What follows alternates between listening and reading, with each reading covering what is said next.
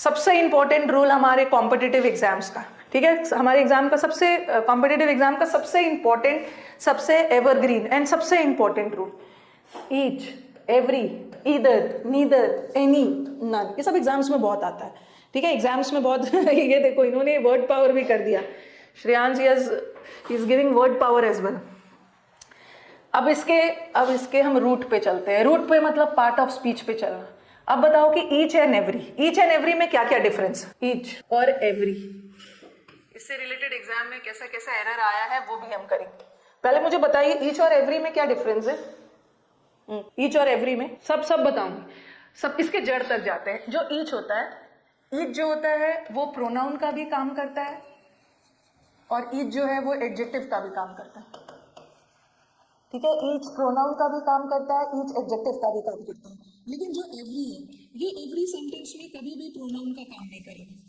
Every जब भी काम करेगा एक एडजेक्टिव का, क्योंकि एवरी के बाद हमेशा एक नाउन का आना जरूरी है। नाउन का आना जरूरी है, इसका मतलब है एवरी हमेशा अपने साथ एक नाउन लेगा, इसका मतलब एक एडजेक्टिव। पहले तो ये डिफरेंस हो गया, मैं आपको सब बताऊं, ठीक है।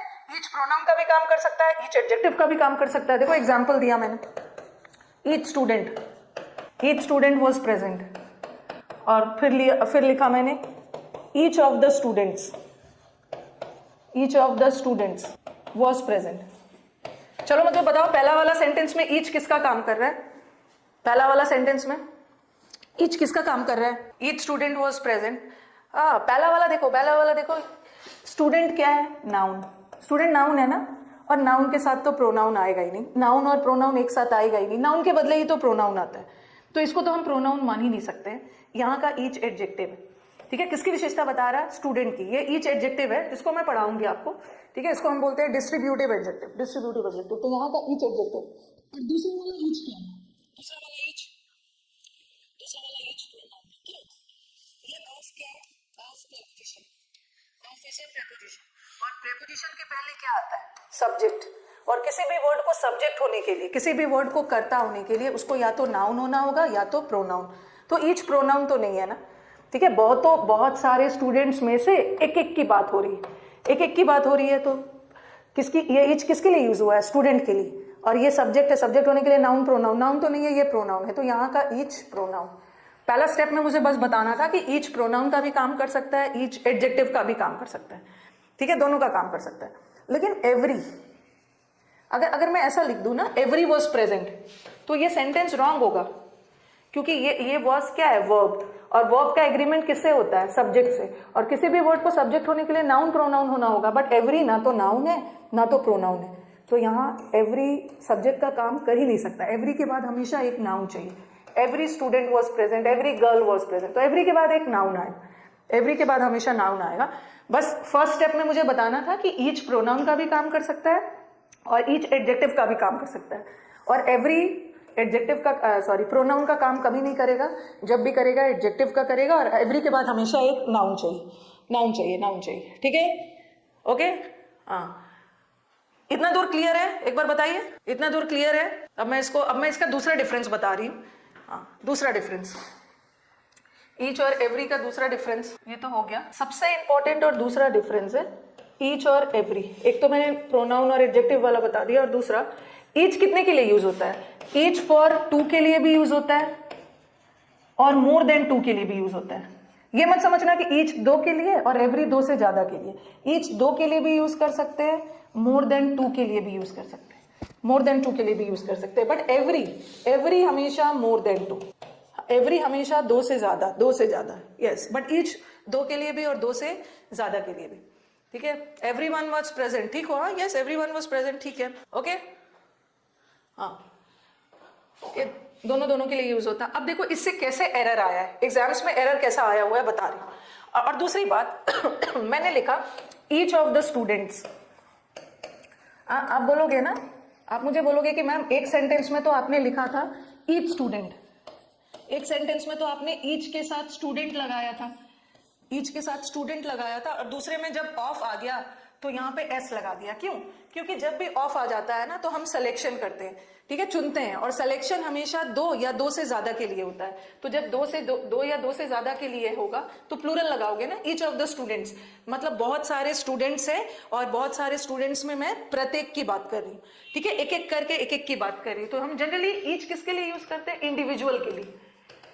इंडिविजुअल के लिए कोई ग्रुप है, जैसे ये हमारा क्लास चल रहा है, क्लास तो एक ही है ना, जैसे आप सारे स्टूडेंट्स ने सारे ने मिलके एक ग्रुप बनाया, ठीक है, ये ग्रुप बनाया और इसी ग्रुप का नाम क्लास है और इस क्लास में बहुत सारे स्टूडेंट्स हैं, तो मैं एक एक स्टूडेंट की बात करूंगी ना, तो मैं क्या बोलूंगी? ईच।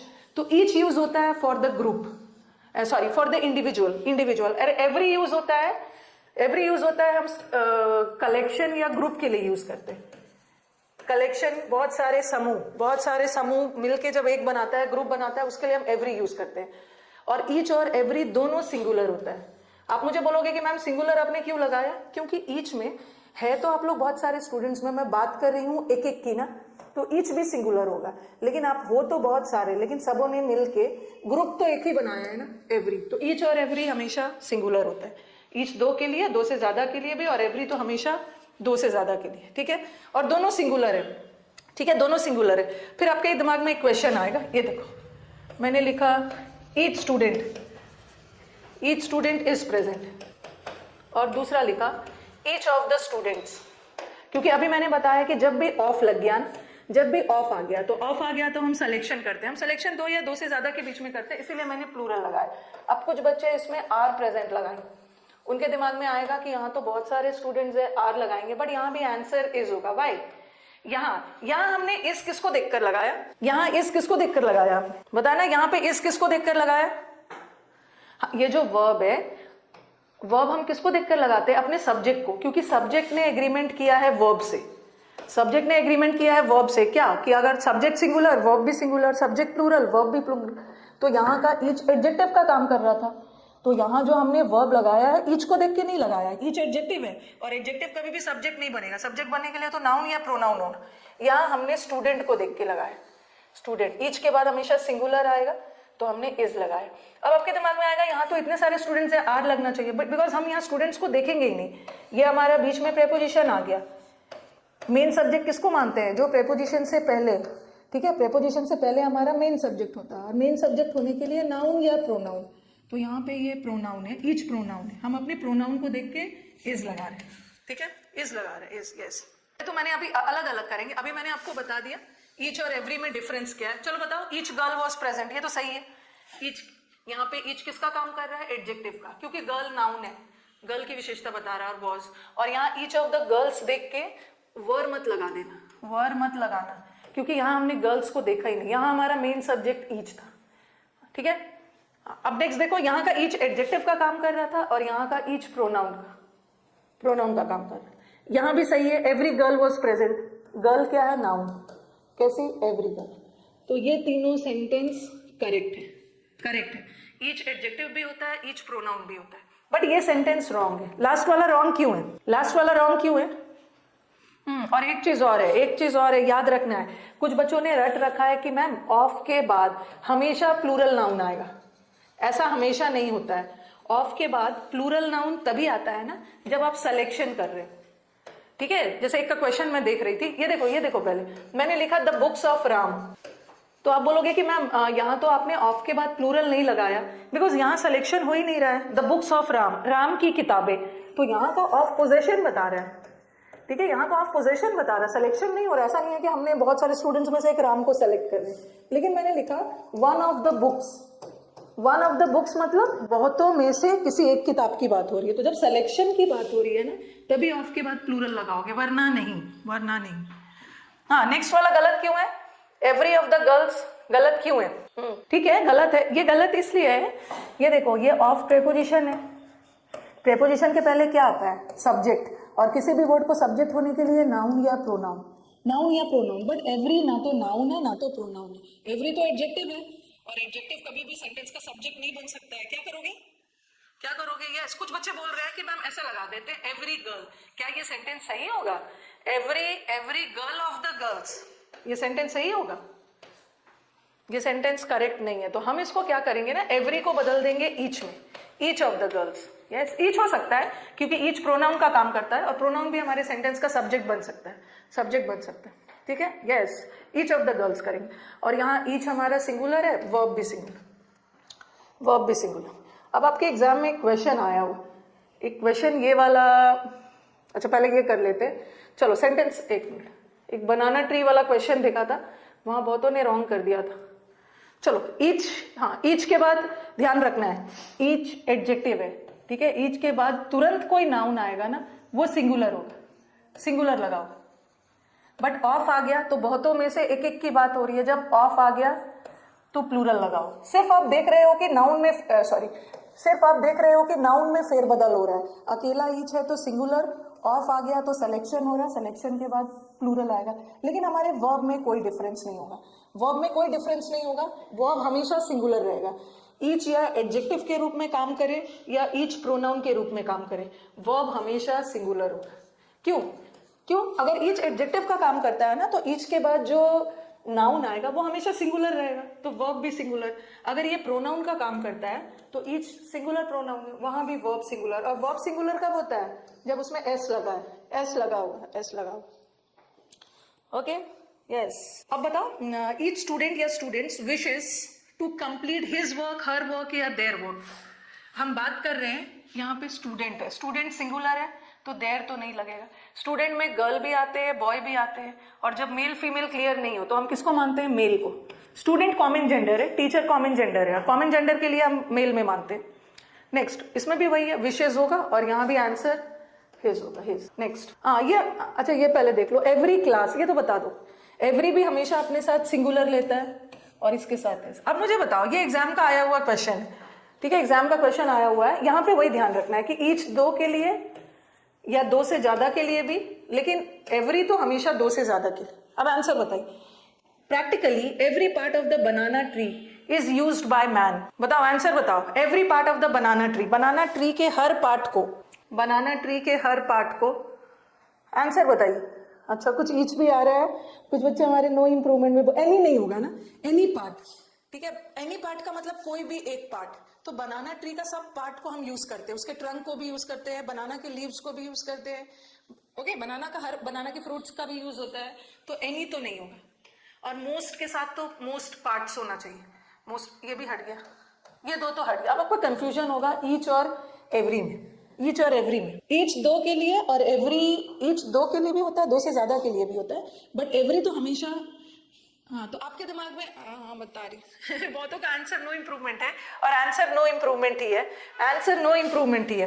कंफ्यूज करने वाला सेंटेंस है, क्योंकि आप बोलोगे कि मैम आपने तो अभी बोला कि ईच दो के लिए और दो से ज्यादा के लिए भी है ना, तो बनाना के तो कितने सारे पार्ट्स होते हैं, एवरी भी दो से ज्यादा के लिए, ठीक है, और ईच भी दो से ज्यादा के लिए, और बनाना ट्री के तो दो से ज्यादा पार्ट्स होते हैं, तो हम ईच भी लगा सकते हो, ईच भी लगा सकते हो। चलो आंसर बताओ, जिसने एवरी यूज किया उसका आंसर करेक्ट है, बट वाई, क्यों यूज किया, क्यों यूज किया, बताया था आपने, हाँ, तो क्यों यूज किया? Every part of the banana tree, हाँ, every part of the banana, मैंने कोकोनट वाला एग्जाम्पल दिया था, यस अंशुराज, मैंने कोकोनट किया था। एक तो बनाना, देखो मैंने क्या बोला कि ईच किसके लिए होता है? इंडिविजुअल के लिए। आपके बनाना ट्रीज के बहुत सारे पार्ट्स हैं, ठीक है, और उस पार्ट्स में भी बहुत सारे पार्ट्स हैं। देखो बनाना ट्री का अगर लीव्स देखा जाए ना, तो बनाना ट्री लीव्स पूरा, और लीव्स में भी बहुत सारे पार्ट है, लीव्स के भी अलग अलग हिस्सा होते हैं। जैसे बनाना का मैं स्टेम देख लूं, स्टेम देखो ना, तो स्टेम के भी बहुत सारे पार्ट होते हैं। स्टेम में आपका बर्ड होता है, कली होगा, फिर फ्लावर होगा, तब मैं वहां पे ईच ईच का यूज करूंगी, बट यहाँ तो एवरी हो, every every every every, practically हर पार्ट को यूज किया जाता है।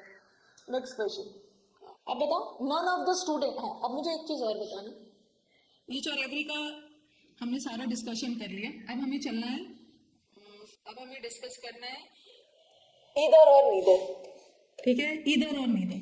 अगर मैं बात करूं कि ईदर, यही पे समझाती है, ईदर और बोथ, ईदर और बोथ में क्या डिफरेंस है? ईदर में भी 2 पर्सन्स या थिंग्स है, ठीक है, ईदर में भी दो या दो लोग हैं, और बोथ में भी दो लोग हैं, बट दोनों में डिफरेंस क्या है?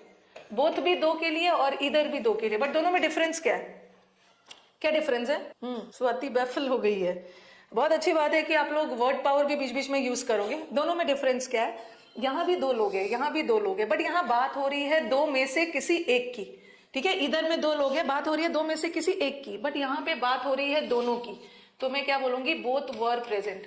बोथ वर प्रेजेंट मतलब दोनों प्रेजेंट थे, बट इधर वॉज प्रेजेंट। इधर में बात हो रही है किसी एक की बात हो रही है ना, दो में से, तो यही डिफरेंस है।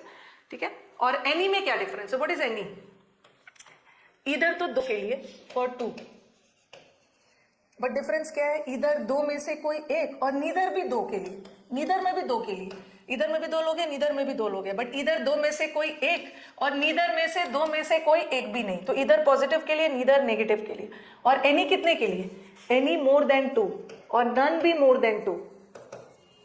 ठीक है, डिफरेंस क्या है, देखो ये दो में से एक, ये बहुतों में से कोई एक, दो से ज्यादा के लिए, और दोनों पॉजिटिव के लिए, और नीदर दो में से कोई एक भी नहीं, और नन बहुतों में से कोई एक भी नहीं, तो नन दो से ज्यादा और नीदर दो के लिए, दोनों नेगेटिव सेंटेंस में, और इधर और एनी पॉजिटिव सेंटेंस में, पॉजिटिव सेंटेंस में।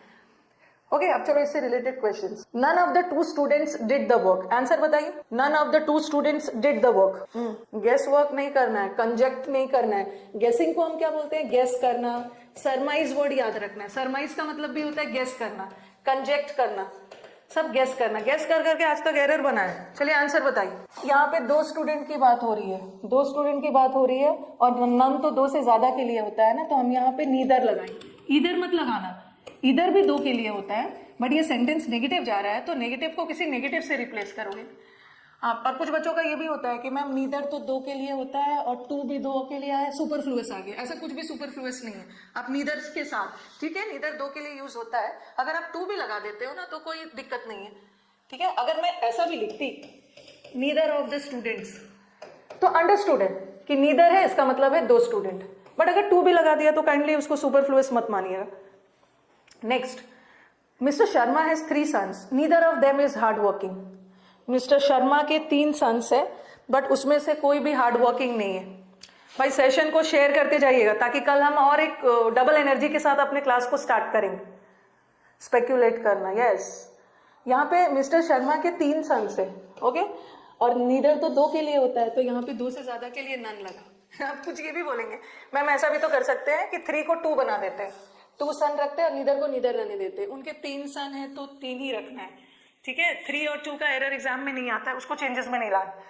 Any of the 2 students will complete the project. चलो, none any of the 2 students, any तो दो से ज्यादा के लिए होता है ना, बट यहाँ पे तो 2 स्टूडेंट की बात हो रही है, तो यहाँ पे इधर हो। Again, none of the pens, ये जो नन है ना, ये स्टूडेंट्स को काफी परेशान किया है। हर जगह देख लोगे कि नन के साथ प्लूरल का भी यूज हो सकता है, नन के साथ सिंगुलर का भी, वर्ब का भी यूज हो सकता है। विद्यार्थीगण इसको माने, विद्यार्थीगण को क्या मानना है, जो हमारा एसएससी मानता है, जिसमें आपको नंबर मिलने वाला है। तो एसएससी में जब जब ये नन वाला क्वेश्चन आया, ठीक है, none of the pens, none of the pens मतलब बहुतों में से कोई एक भी काम नहीं कर रहा, सिंगुलर मान, सिंगुलर। विद्यार्थीगण को वही मानना है जिसमें एसएससी नंबर देगा। इस और आर दोनों लगा दिया। Neither of them attended the function, चलो इसका टैग बनाओ, नीदर ऑफ देम का टैग बनाइए। 1000 पूरा वॉचिंग में आना है भाई, कहाँ है बाकी, इसका मतलब है शेयर नहीं कर रहे हो सब। हाँ चलो इसका टैग बनाइए, tag neither of them attended the function.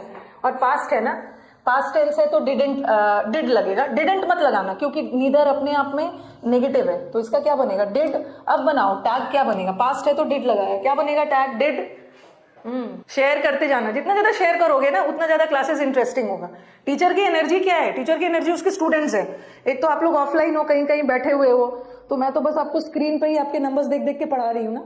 दे लगेगा, yes, very good. Did he मत लगाना, क्योंकि जैसे मैंने अभी आपको नोबडी एवरीबडी बताया ना, होता तो सिंगुलर है बट टैग में प्लूरल बनता है, तो डिड दे लगाना। और डिडेंट दे भी मत लगाना क्योंकि नीदर अपने आप में प्लूरल है, नीदर, हाँ डिड दे होगा। वेरी गुड आंशिक।